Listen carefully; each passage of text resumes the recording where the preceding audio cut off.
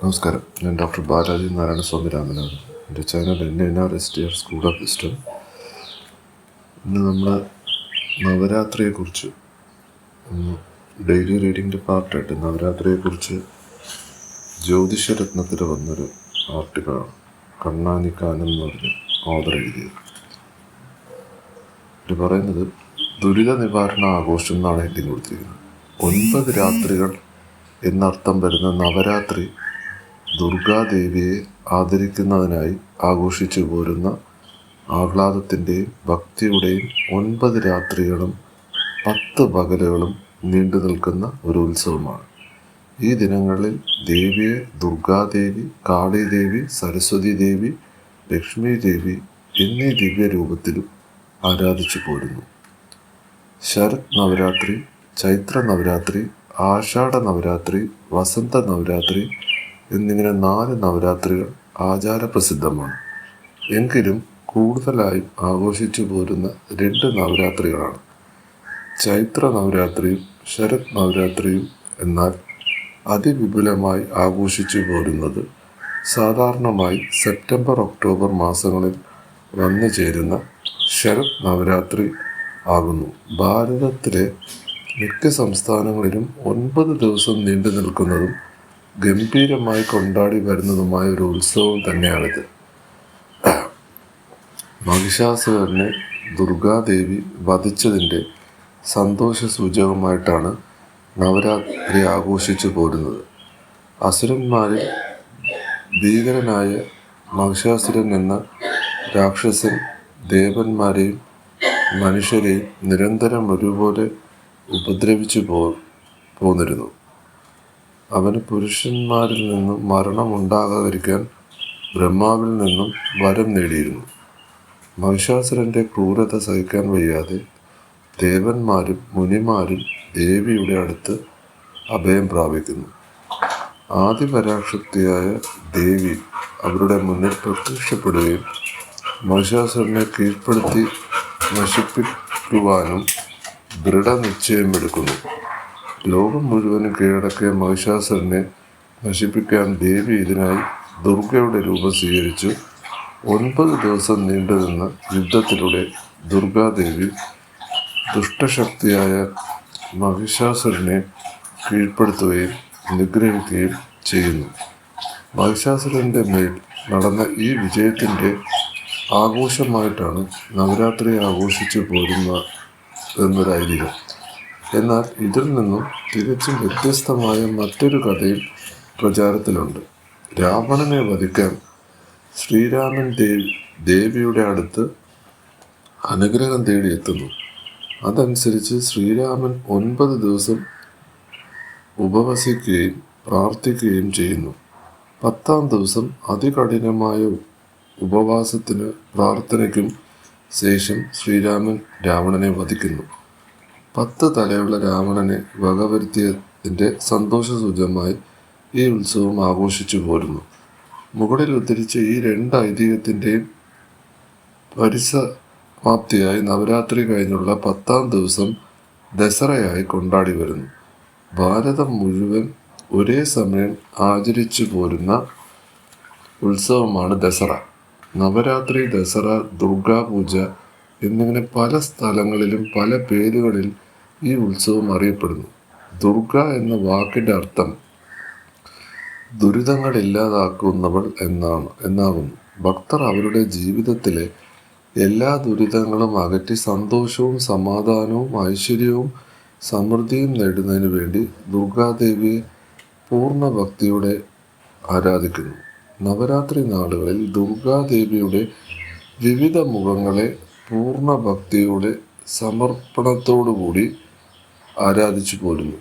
നവരാത്രിയിൽ ദുർഗാദേവിയുടെ 3 ഭാവങ്ങളെ കാളി, ലക്ഷ്മി, സരസ്വതി എന്നീ രൂപങ്ങളിൽ ആരാധിച്ചു പോരുന്നു. ആദ്യത്തെ 3 ദിവസങ്ങളിൽ നമ്മുടെ ഉള്ളിലെ എല്ലാ മാലിന്യങ്ങളെയും അകറ്റുന്ന കാളിയുടെ രൂപത്തെയും, അടുത്ത 3 നാളുകളിൽ സമ്പത്തിൻ്റെ ദാതാവായി കണക്കാക്കപ്പെടുന്ന ലക്ഷ്മിയുടെ ഭാവത്തിലും, അവസാന 3 നാളുകളിൽ ദേവിയുടെ അറിവിൻ്റെ, ജ്ഞാനത്തിൻ്റെ ദാതാവായ സരസ്വതിയുടെ രൂപത്തിലുമാണ് ആരാധിച്ചു പോരുന്നത്. നവരാത്രി ഉത്സവ നാളുകളിൽ ദുർഗാദേവിയുടെ 9 അവതാരങ്ങളെയും പൂജിച്ചു പോരുന്നു.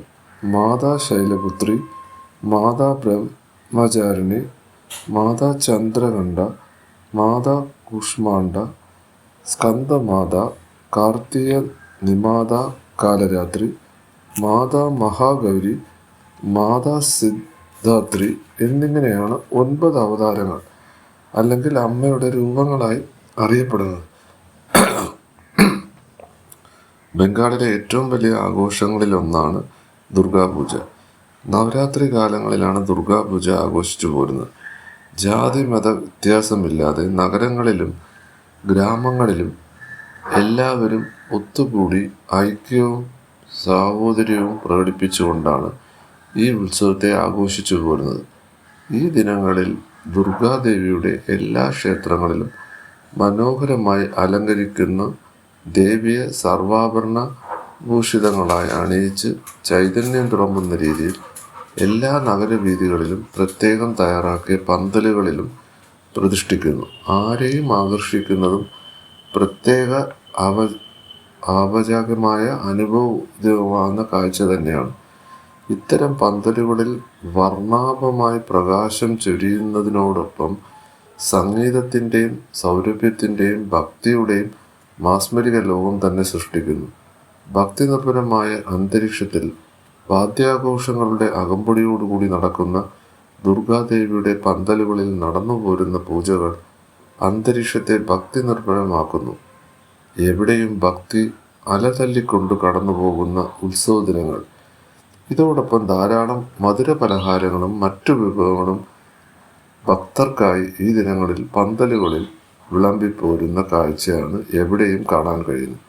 ബംഗാൾ സംസ്ഥാനത്ത് ആഘോഷിച്ചു പോരുന്ന ദുർഗാപൂജയുടെ ചുവട് പിടിച്ചുകൊണ്ട് അതേ ആചാരങ്ങളോടുകൂടി മറ്റു വടക്ക് കിഴക്കൻ സംസ്ഥാനങ്ങളായ ബീഹാർ, ആസാം എന്നീ പ്രദേശങ്ങളിലും ഈ ഉത്സവം അതിൻ്റേതായ മഹത്വത്തോടെയും തനിമയോടും ആഘോഷിച്ചു പോരുന്നു. ഭാരതത്തിൻ്റെ പടിഞ്ഞാറൻ സംസ്ഥാനമായ ഗുജറാത്തിൽ നവരാത്രി ആഘോഷങ്ങൾ ഒരു പ്രധാന ഉത്സവമായി കൊണ്ടാടുമ്പോൾ ഇത് മറ്റു സംസ്ഥാനത്തെ രീതിയിൽ നിന്നും തികച്ചും വ്യത്യസ്തമായി കാണപ്പെടുന്നു. നവരാത്രി നാളുകളിൽ ഇവിടെ സ്ത്രീകൾ സാധാരണയായി പകൽ സമയം വ്രതം അനുഷ്ഠിച്ചു പോരുന്നു. ഈ ദിവസങ്ങളിൽ വീടുകളിൽ ക്ഷേത്രങ്ങളിലും അലങ്കരിക്കുന്നു. ക്ഷേത്ര ദർശനത്തിനായി പൂജകൾക്കുമായി കൂടുതൽ സമയം ചെലവഴിക്കുന്നതുമായി കണ്ടുവരുന്നു. നവരാത്രി ദിനങ്ങളിൽ ഗുജറാത്തിലെ എല്ലാ നഗരങ്ങളിലും പ്രാന്തപ്രദേശങ്ങളിലും പന്തലുകൾ ഒരുക്കിക്കൊണ്ട് അവിടെ അംബാമാതാവിൻ്റെ വിഗ്രഹത്തിന് ചുറ്റും സ്ത്രീകളും പുരുഷന്മാരും ഒത്തുകൂടി പരമ്പരാഗത വേഷത്തോടുകൂടി വസ്ത്രങ്ങൾ അണിഞ്ഞുകൊണ്ട് ഇവിടുത്തെ സംസ്കാരത്തിൻ്റെ ഭാഗമായി പരമ്പരാഗത നൃത്തരൂപങ്ങളായ ഗർഭ, ദാണ്ഡിയ, രാസ് എന്നീ നൃത്തങ്ങൾ ഈ ദിവസങ്ങളിൽ അവതരിപ്പിച്ചു പോരുന്നു. പ്രത്യേകം ശ്രദ്ധിച്ചു പോരുന്നു. സ്ത്രീകളും പുരുഷന്മാരും അറിയപ്പെടുന്ന ഗർഭാഗായകർ അവതരിപ്പിക്കുന്ന വാദ്യഘോഷങ്ങളുടെ അകമ്പടിയോടുകൂടിയുള്ള ഗർഭാഗ ഗാനങ്ങൾ ഒരു പ്രത്യേക രീതിയിൽ ചുവടുകളോടുകൂടി നൃത്തം അവതരിപ്പിക്കുന്നു. ആരെയും ആകർഷിക്കുന്നതും ഒരു പ്രത്യേക അനുഭൂതി നൽകുന്നതുമായ പ്രത്യേക രീതിയിലുള്ളതും വിവിധ നിറത്തിലുള്ളതുമായ ആഭരണങ്ങൾ ഒരു പ്രത്യേക തരം വാദ്യങ്ങൾക്കൊപ്പം സ്ത്രീകളും പുരുഷന്മാരും ഒഴുകി ആവേശത്തോടെയും ഊർജ്ജസ്വലതയോടുകൂടി നൃത്തം ചെയ്തു പോന്നു. സീതാദേവി അപഹരിച്ചു കൊണ്ടുപോയ രാവണനുമേൽ ശ്രീരാമൻ നേടിയ വിജയത്തിൻ്റെ ആഘോഷമായിട്ടാണ് ഉത്തരേന്ത്യയിൽ നവരാത്രി ആഘോഷിച്ചു പോരുന്നതിൻ്റെ പിന്നിലെ വിശ്വാസം. രാവണൻ്റെ സഹോദരനായ കുംഭകർണൻ്റെ മേഘനാദത്തിൻ്റെ കോലങ്ങൾ, പടക്കം മുതലായ വസ്തുക്കൾ അതിൽ നിറച്ചുകൊണ്ടൊരു വലിയ ജനാവലിയുടെ സാന്നിധ്യത്തിൽ തീ കൊളുത്തി രസിക്കുന്നത് ഈ ആഘോഷത്തിൻ്റെ ഒരു ഭാഗമാണ്. ഇത്തരം കോലങ്ങൾ ദഹിപ്പിക്കുന്ന നിരവധി സ്ഥലങ്ങൾ ഈ ദിവസം വടക്കേ ഇന്ത്യയിൽ സർവ്വസാധാരണങ്ങളായി കാണപ്പെടുന്നു. ദസറ എന്നറിയപ്പെടുന്ന ഈ ദിവസം ഉത്തരേന്ത്യയിലെ ഒരു പ്രധാന ചടങ്ങും ആഘോഷവും തന്നെയാണ്. ദില്ലിയിൽ രാംലീല മൈതാനത്ത് ഈ അവസരത്തിൽ നടത്തി വരുന്ന ഇത്തരം കാഴ്ചകൾ കണ്ടാസ്വദിക്കാൻ ആയിരങ്ങളാണ് അന്ന് തെളിച്ചു കൂടാറുള്ളത്. ഈ ആഘോഷത്തെ രാമലീല എന്ന പേരിലും അറിയപ്പെടുന്നു. 9 ദിവസത്തെ ആരാധനയ്ക്ക് ശേഷം 10ാമത്തെ ദിവസം കർണാടകയിലെ മൈസൂറിലെ ആരെയും ആശ്ചര്യപ്പെടുത്തുന്ന രീതിയിൽ അതിഗംഭീരമായി ദസറ ആഘോഷിച്ചു പോരുന്നു. മൈസൂറിലെ ദസറ ഉത്സവം വളരെ പ്രസിദ്ധി നേടിയതും ലോകത്തെ പല കോണുകളിൽ നിന്നും ഈ ഉത്സവം ദർശിക്കുവാൻ സഞ്ചാരികൾ എത്തിക്കൊണ്ടിരിക്കുന്നു. ആരെയും വിസ്മയിപ്പിക്കുന്നതാണ്. 10 ദിവസം നീണ്ടു നിൽക്കുന്ന ദസറ ഉത്സവം വിജയദശമിയോടുകൂടി സമാപിക്കുന്നു. കർണാടക സംസ്ഥാനത്തിലെ സാംസ്കാരികവും മതപരമായ വിവിധ നൃത്ത, സംഗീത, സാംസ്കാരിക പരിപാടികൾ ഈ സമയങ്ങളിൽ നടത്തിപ്പോരുന്നു. ഘോഷയാത്രകൾ, മേളകൾ, പ്രദർശനങ്ങൾ എന്നിവയൊക്കെ ഇതിൻ്റെ ഭാഗമായി നടത്തിവരുന്നു. ജാംബു സവാരി എന്ന ഘോഷയാത്ര ഈ ആഘോഷങ്ങളുടെ കൊഴുപ്പ് കൂട്ടുന്നു. അലങ്കരിച്ചൊരുക്കിയ ആനകളാണ് ഈ ഘോഷയാത്രയിലെ മുഖ്യ ആകർഷണം. ഈ ഘോഷയാത്രയിലുടനീളം പരമ്പരാഗത നൃത്തരൂപങ്ങൾ, സംഗീത പരിപാടികൾ, വെടിക്കെട്ട് മുതലായവയുമായി മുന്നോട്ടു പോകുന്നത് ആരെയും ആകർഷിക്കുന്നതാണ്. കേരളത്തിലെ ദുർഗാഷ്ടമി ദിവസത്തെ പൂജവെപ്പോടുകൂടിയാണ് നവരാത്രി ആഘോഷങ്ങളുടെ തുടക്കം കുറിക്കുന്നത്. ഈ ദിവസം വിവിധ തൊഴിലുകളിൽ ഏർപ്പെട്ടിരിക്കുന്നവർ പണിയായുധങ്ങളും വിദ്യാർത്ഥികളും പാഠപുസ്തകങ്ങളും ഗ്രന്ഥങ്ങളും സരസ്വതി വിഗ്രഹത്തിന് മുന്നിൽ പൂജയ്ക്കായി സമർപ്പിക്കുന്നു. ഇത് വീടുകളിലോ ക്ഷേത്രങ്ങളിലോ ആയിരിക്കും നടക്കുക. പൂജവെപ്പിൻ്റെ 2ാം ദിവസമാണ് നവരാത്രിയിലെ ഏറ്റവും പുണ്യം നിറഞ്ഞ ദിവസമായ മഹാനവമി. ഈ ദിവസം ഗ്രന്ഥവായനയോ പണിയായുധങ്ങൾ ഉപയോഗിക്കുകയോ പാടില്ല എന്നാണ് വിശ്വാസം. കേരളത്തിലെ വിജയദശമി ദിവസത്തെ വിദ്യാരംഭ ദിനമായി ആചരിച്ചു പോരുന്നത് കുട്ടികളെ എഴുത്തിനിരുത്തുന്ന ഈ ദിവസമാണ്. ഇതിൽ ശൈലീപുത്രി, ബ്രഹ്മാരണ്യ, ചന്ദ്രകണ്ഠ, കൂഷ്മാണ്ഡ, സ്കന്ദമാത, കാർത്യായനി, കാലരാത്രി, മഹാഗൗരി, സിദ്ധഗായത്രി ഇതിൻ്റെ എല്ലാം ചിത്രങ്ങളും കൊടുത്തിട്ടുണ്ട്. അപ്പം ഇത് നവരാത്രിയെക്കുറിച്ച് നമ്മൾ കേരളത്തിൽ നമ്മളൊന്ന് നിരീക്ഷിച്ചാൽ, നമ്മൾ ജനിച്ച സ്ഥലം, നമ്മുടെ വീട്, നമ്മളിത് എത്രത്തോളം ആഘോഷിക്കുന്നു എന്ന് നമ്മളൊന്ന് മനസ്സിലാക്കണം. ഇനി എന്തിനാണ് ആഘോഷിക്കുന്നത് എന്നാരോടെങ്കിലും ചോദിച്ചാൽ വ്യക്തമായ ഒരു ഉത്തരവും പറയത്തില്ല. അപ്പം ഇതൊക്കെ ഓരോരുത്തർ ജനിച്ച് അവരുടെ വീട്ടിൽ കുറച്ച് പുസ്തകം പൂജയ്ക്ക് വെക്കുന്നു, അന്ന് വായിക്കണ്ട. ഇതാണ് കൊച്ചിലെ തൊട്ട് പലരും കണ്ടിട്ടുള്ളത്. പക്ഷെ ചില വീടുകളിൽ, നമ്മുടെയൊക്കെ വീടുകളിൽ ഇത്രയും ദിവസം കൊലുവൊക്കെ വെച്ച് വലിയ ആഘോഷമായി ഇത് ചെയ്യാറുണ്ട്. പക്ഷെ ഇന്നൊരു കേരളത്തിൽ ജനിച്ച് വളർന്ന ഒരു കേരള ഫാമിലിയെ സംബന്ധിച്ച് ഞാൻ മനസ്സിലാക്കിയത് ഇതൊരു ആഘോഷമേ അല്ല. കേരളത്തിലൊരു ആഘോഷമേ അല്ല. കേരളത്തിൽ എന്താഘോഷിക്കുന്നു എന്ന് ചോദിച്ചാൽ ഓണമാണ് ആഘോഷിക്കുന്നത്. എന്താഘോഷമാണെന്ന് എനിക്കിതുവരെ മനസ്സിലായിട്ടില്ല.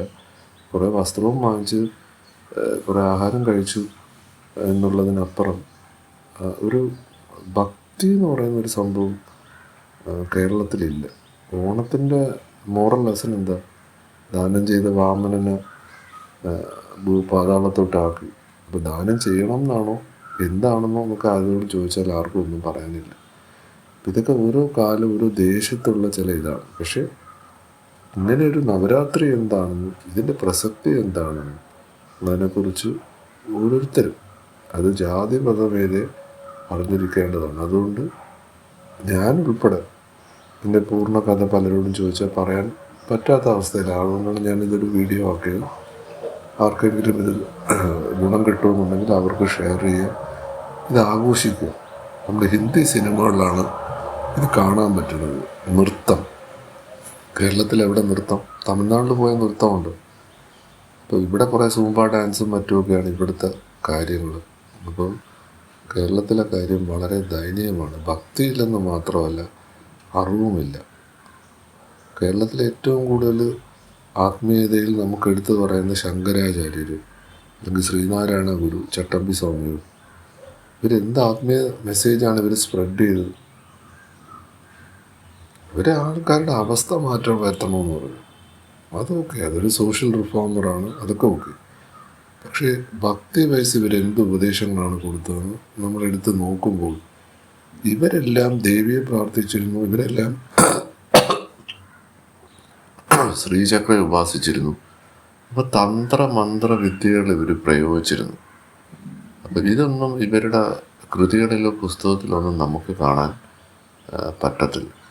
അത് സൂക്ഷ്മമായി ഇത് പഠിക്കുമ്പോഴാണ് ഓരോ ഉത്സവത്തിൻ്റെയും പ്രസക്തി എന്താണെന്ന്, അതിൻ്റെ താന്ത്രികമായിട്ടുള്ള അല്ലെങ്കിൽ അതിൻ്റെ ഗുപ്ത രഹസ്യം എന്താണെന്ന് നമ്മളെ ഇവർ പഠിപ്പിക്കത്തില്ല.